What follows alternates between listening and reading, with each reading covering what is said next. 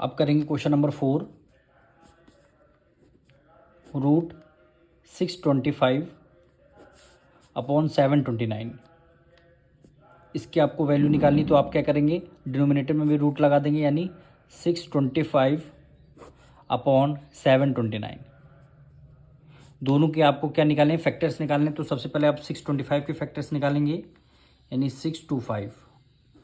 Last में 5 है तो हम किससे करेंगे, 5 से ही करेंगे। 5 1 5, 5 2 10, 2 कैरी गया, 5 5 25 हो गया। फिर 5 से करेंगे, 5 2 10 और 5 5 25। फिर 5 से करेंगे, 5 5 25 और फिर 5 1 5। 625 के फैक्टर्स हम न्यूमरेटर में लिखेंगे कितने, 5 4 टाइम्स।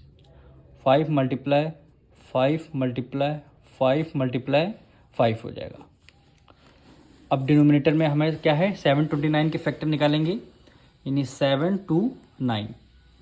सबसे पहले यहाँ पे क्या है, ऑड नंबर है, तो सबसे पहले फिर हम किससे करेंगे, 3 से, यानी 3 2 6, 1 कैरी गया, 3 4 12 और 3 3 9 हो गया। फिर हम 3 से करेंगे, 3 8 24, 3 1 3,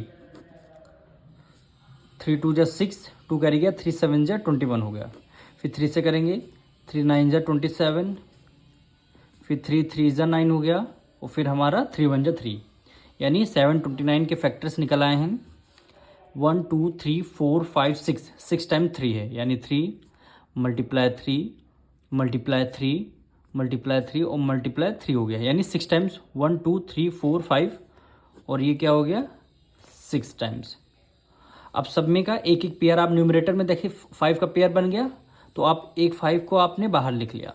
5 का सेकंड पेयर बन गया तो एक 5 को आपने बाहर लिख लिया। पेयर बनते ही तो रूट हट जाएगा।